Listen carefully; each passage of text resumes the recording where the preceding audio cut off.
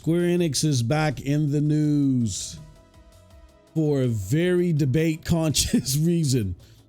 Somebody big there at that brand spoke out and said something that has split its fan base, its community. We have content creators that we like that are out there being outspoken and saying things against the base, like you guys need to pick it up, while others are looking at this like, Square Enix, what are you doing? This decision is stupid. Let's examine this. What is going on here with Square Enix in their move to parallel development, day and date multiplat with pretty much the majority of its content? What does it likely mean for the stuff that's already been timed exclusive or whatever, you know, or what about agreements that may have been established in the past regarding things like Final Fantasy VII, the remake series of all things? So let's talk about it. Square Enix sparking debate with its fan base. Here we go. It's your boy MM2K back again with another video, another quick dose video where we talk about the latest and greatest in video gaming news. I am here, and you can catch me on Hard Knock Digital Culture, Cloud Dosage, and MM2K Gaming. But today we are here on MM2K Gaming for another quick dose episode. All right, so let's talk about it. Final Fantasy VII games in particular have not been the payload it appears that Square Enix has expected them to be.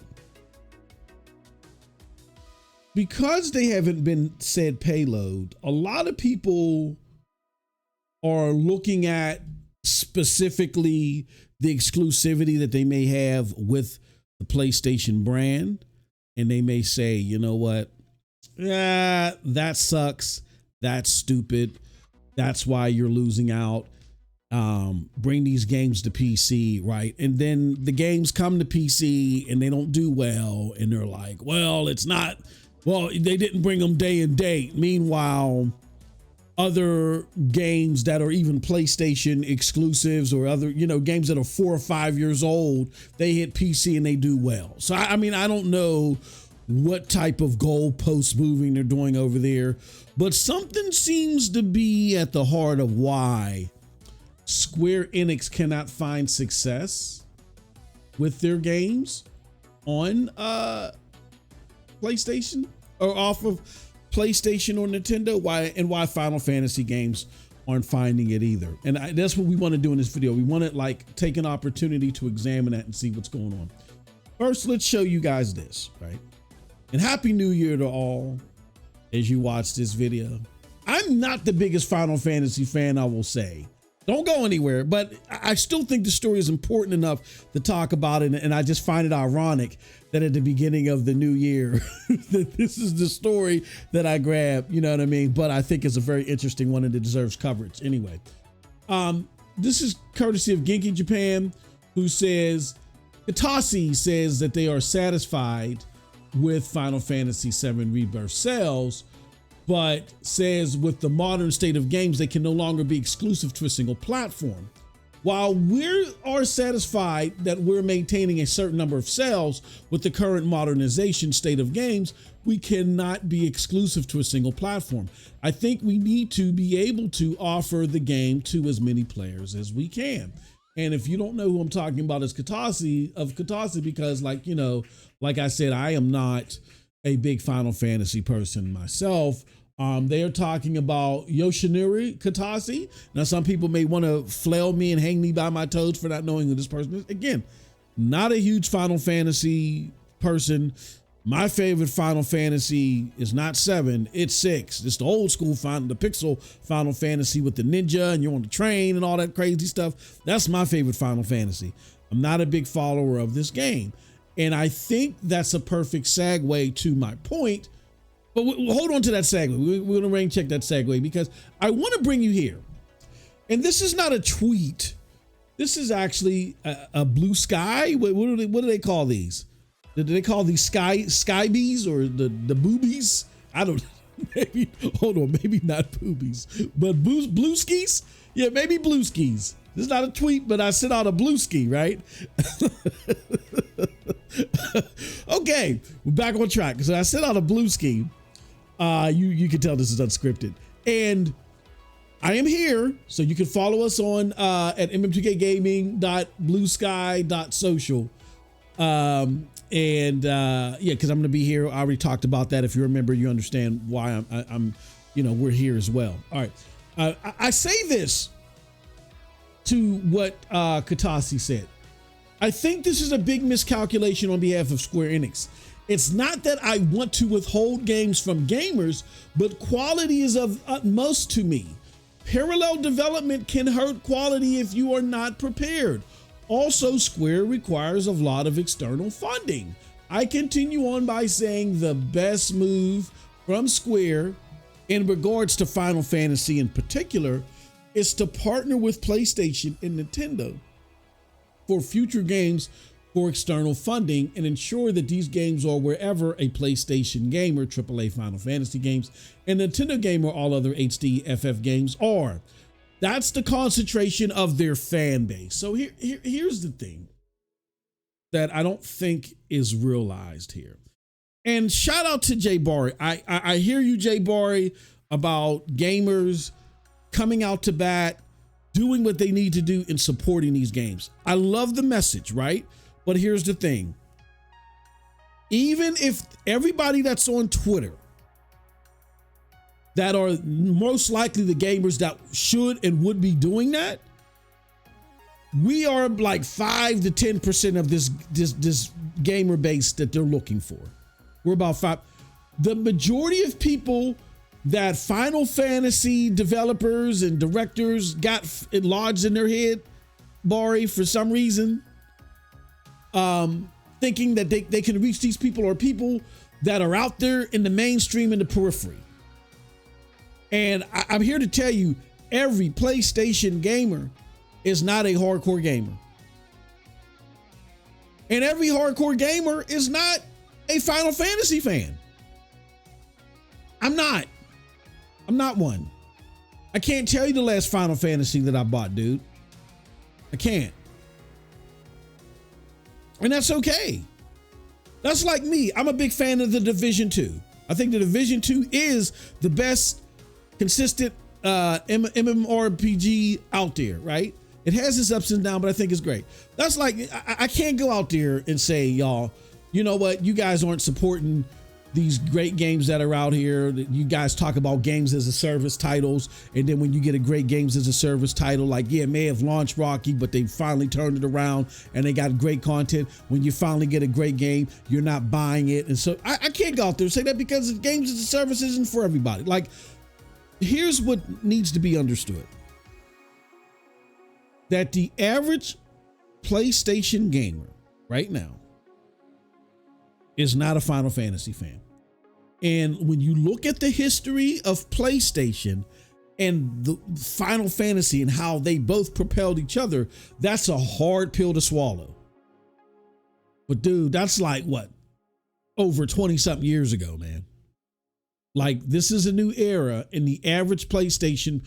Like, a lot of these new PlayStation people, and why PlayStation keep doing these remakes, which I'm not the hugest fan of, but that's because there were stubborn Xbox people like myself who stood on the periphery and was like, oh, PlayStation games are just walking simulators. Blah! And then we finally came over, right? We finally came over and we started seeing that even if they were at some point in time, they're a lot better now. I couldn't imagine not having a PlayStation right now. Like, my gaming life would be so limited if I didn't have a PlayStation. You know what I'm saying? Like, I just can't imagine not having one at all. Seriously, right? So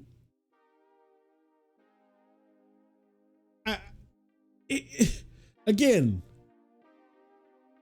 it's different when you're talking to the old school PlayStation people. And if you're talking to the old school PlayStation people, then you still have a problem. Why? Because all of the old school PlayStation people, they don't have PlayStation 5s.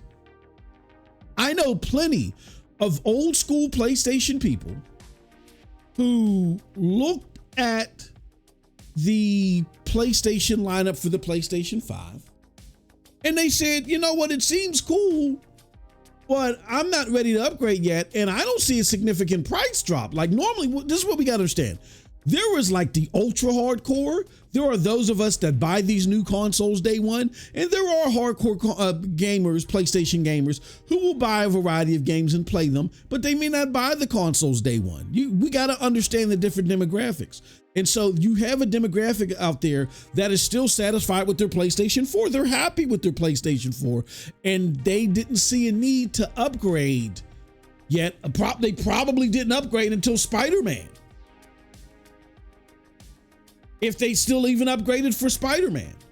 And a lot of them, I don't think a lot of them didn't upgrade because they're like, oh, Final Fantasy, yucky, Spider-Man is crap. No, by now, those people normally upgrade when the consoles have a significant price drop, around 300, sub 400, you know what I'm saying? So now that they've cut the price for the holiday to 375, I think now you'll expect to see these a lot of the other PlayStation people come over, because and then that's a segue to the other problem when it comes to what Square Enix has done, particularly when it comes to Final Fantasy. Square Enix unwittingly released this game exclusive not just to PlayStation, but to the PlayStation 5. And I understand why they did it, because of the capabilities and stuff that they wanted to have in there, but they did it when they were with a fraction of the Final Fantasy base over here. Again, we got to understand, every single PlayStation owner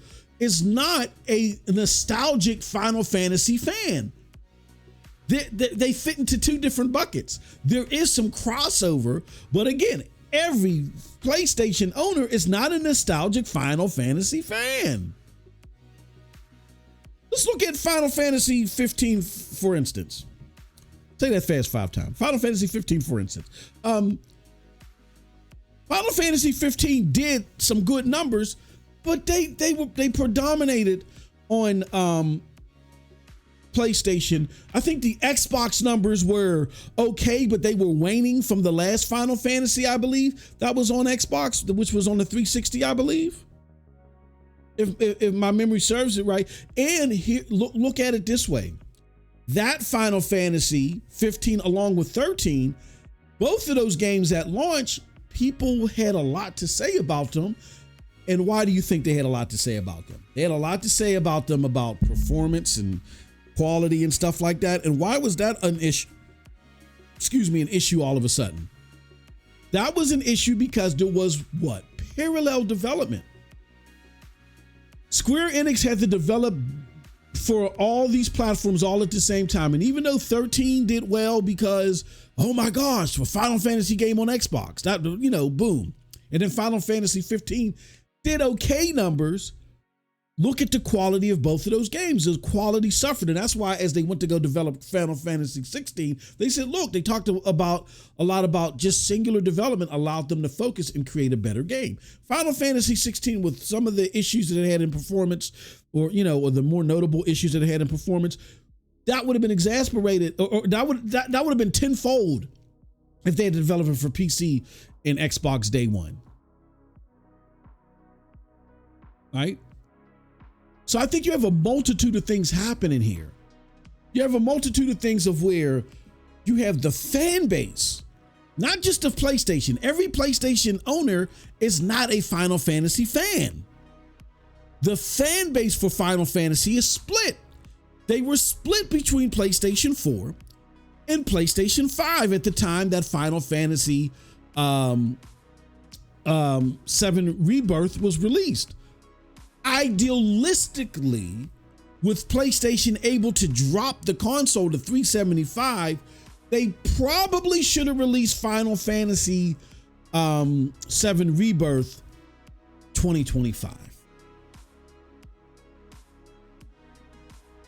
They probably should have released it 2025. Had they released it 2025 after they had a significant price drop, I think then you would have seen a lot of people convert. And then you would have had huge fan bases. And again, I don't blame PlayStation for that. PlayStation is just trying to sell consoles so people go to their marketplace. PlayStation did their job.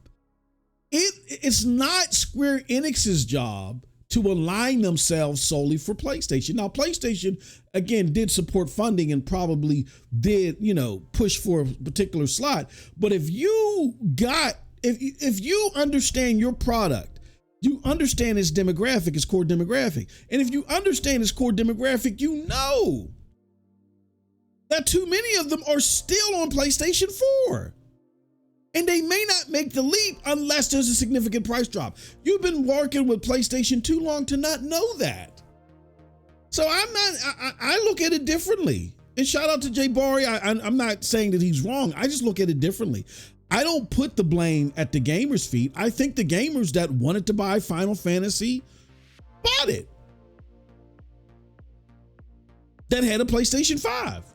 I think this is indicative of Sony. I mean, not Sony, Square Enix, who should have put the game in a more feasible spot. It was only common sense. And when and look, we can't fall into this belief system too that the Xbox put out there, PlayStation games should sell 50 million. No, PlayStation is successful because it uses its exclusives to target different demos.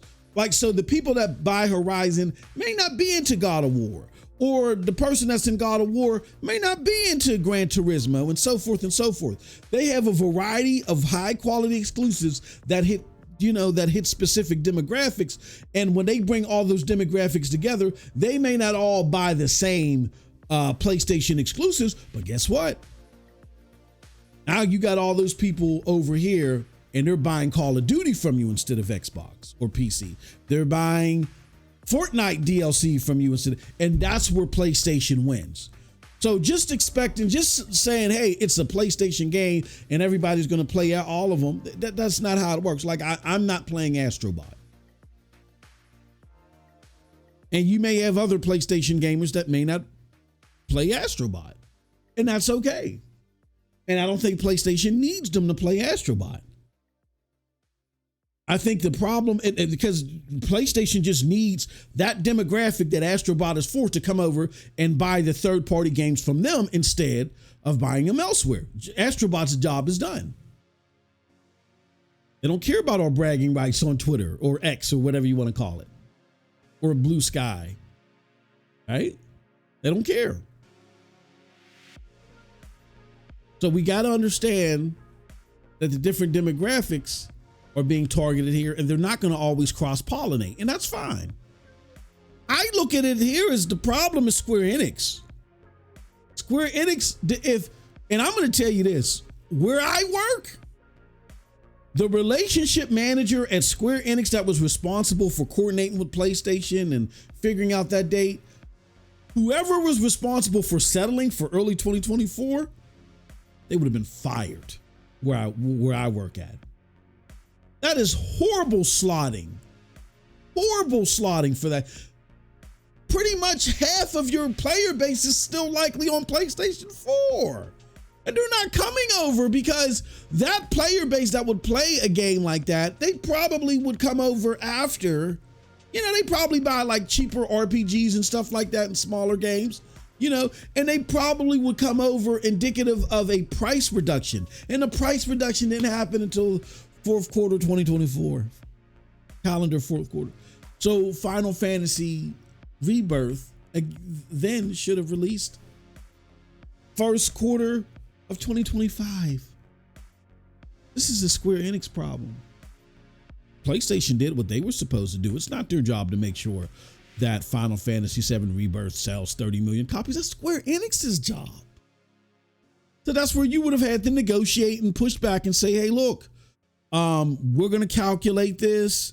And even if you look at the calculations, you could have seen in advance where you were going to have favorable enough PlayStation sold. You then talk to PlayStation and say, hey, when are you doing a price reduction? Because that's when we want to put this game over here. We put this game on the latter end of the console cycle after significant price reductions. It sold like gangbusters. We want to do the same thing here because we need this to sell like gangbusters.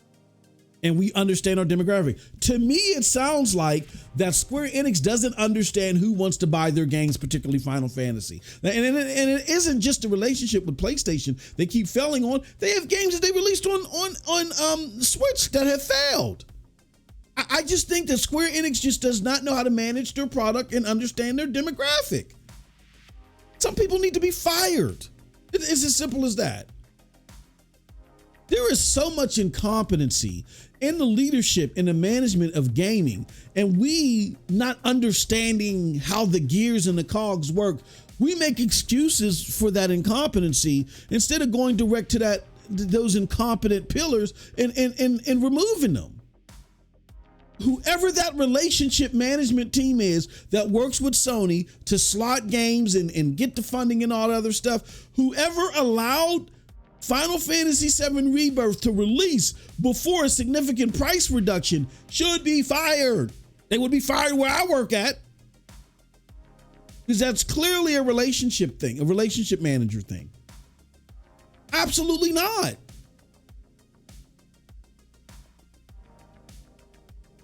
So, I don't know, man. You guys may look at it differently. I just use my business expertise and looking at and having to hold people responsible for what they do at a management, at a VP level.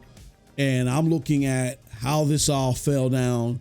I don't blame PlayStation. I don't blame the PlayStation gamers. I look at the fact that you're looking at probably a large swath of the Final Fantasy faithful still on PlayStation 4, no significant price reduction, and them just not moving over, and them just saying, okay, well, when they do a price reduction, Final Fantasy VII Rebirth will still be there. Not only will there be a price reduction of the console, but it'll probably be a price reduction of the game. I'll move over then.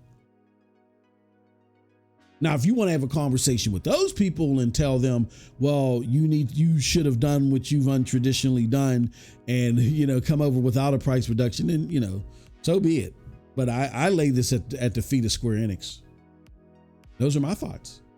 Let me know what you guys and gals think about that. Am I just bloviating and talking a lot of hot air? Let me know. Because I'm not changing for the new year. But let me know what you think about all this in the comment section below. Have a happy new year, everybody. And until next time, you all have a wonderful, wonderful gaming day. Peace.